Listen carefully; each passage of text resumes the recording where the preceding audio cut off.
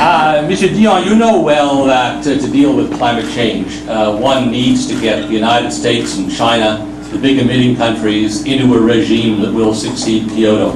With a group of people around the world, we have been working on what the shape of the deal would look like, which is a win-win deal. I can present that to you. What I would like to hear from you is your ideas of when, not if, I hope, but when you are Prime Minister, and that's sooner rather than later, what you will do to get the United States and China inside a global regime to deal with climate change.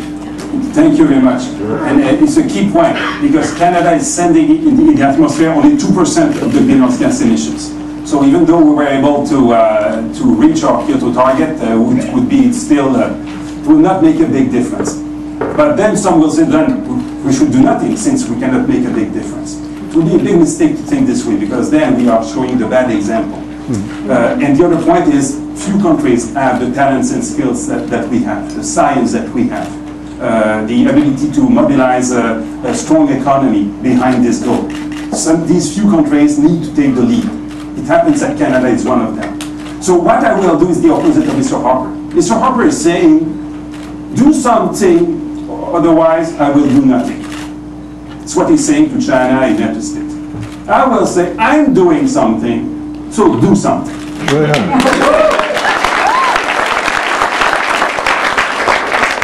Charles Campbell, I want to ask a question about your carbon tax. In BC, we already have a carbon tax, and by imposing a federal carbon tax in BC, aren't we going to take an unfair double hit? Okay, thank you very much for the question. And you will have double tax cuts. I'm sure you thought about that, because it's unfair to call it a carbon tax when it's a green shift. I think you are agree with that. It's the way the Conservative frame the issue, but it's not the way you would frame it, I'm sure. So let's say first that I have strong admiration for your Premier. He has been courageous.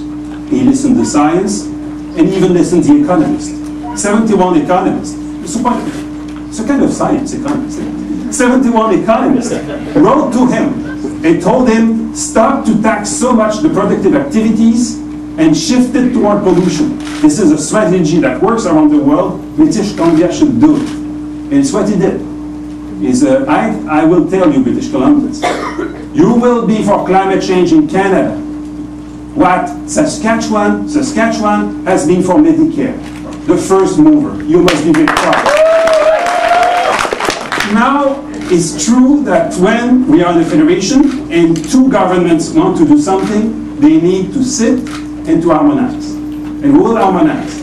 I'm very confident that it will be profitable both for the economy of British Columbia and the fight against climate change in British Columbia. We'll do it in a way that will work. And I know that it will be doable for two reasons, three reasons. The first one is that Mr. Campbell and myself, his government and the government will share the same goals. Strong economy, strong fight against the environment in British Columbia. When you share the same goal, you always find solutions. Second reason is because the two plans are not exactly the same, so the duplications are not so numerous. For instance, we don't tax at the pump, gasoline at the pump, because you have already an excise tax at the federal level that is 10 cents a liter, and it's the equivalent of $42 a ton of CO2. So our plan is to go to $40 a ton of CO2, the 40 of the plan. We don't need to add to the excise tax. We just need to replace it by the carbon tax. So he is taxing at the pump, and we are not. Another example, we give a tax credit for rural citizens of $150 per tax filer. So for a family, maybe $300. And this is something that will address a problem that you had in rural British Columbia. And also we give an extra rebate if you are in the north part of the province, because they have more energy costs. Another example, I just announced a strong policy for home retrofit and with green mortgages and tax cuts. I'm sure the Premier of British Columbia has this kind of policies too, so we'll harmonize that too.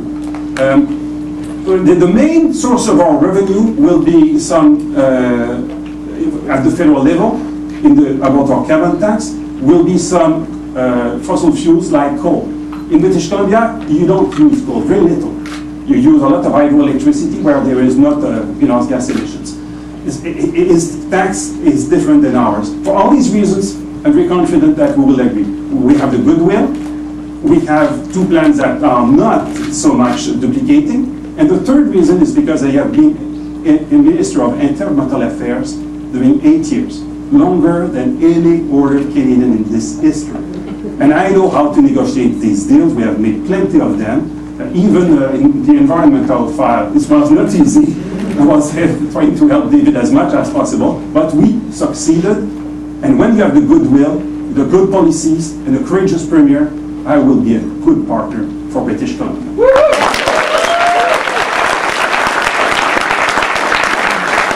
Extended until the end of 2011. I wonder if you knew offhand what exactly the carbon footprint would be of the military presence in that country, and also, are you willing to pull up? Are you willing to end the anti-democratic Security and Prosperity Partnership that your party initiated in 2005? Okay. Thank you for the question. Look, we were insisting when I became the leader, that means December 2006, we insisted, but before me, myself, Mr. Dion too was insisted, that the mission should end in February 2009. It was very clear. And we asked the question maybe 100 times.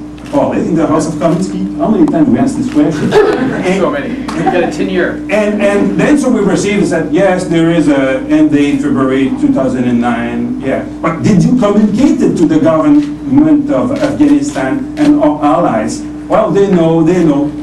With Mr. Ignatieff, I went in Afghanistan in January this year. And we spoke to the president of Afghanistan. We went in Kandahar. We spoke to our allies. Nothing was ready for the rotation of our troops for February 2009. The president of Afghanistan was, what? Canada is leaving? What are you talking about? Our allies said, you stay, of course. I think Mr. Harper had double talk. Something for Canadians, something for the allies.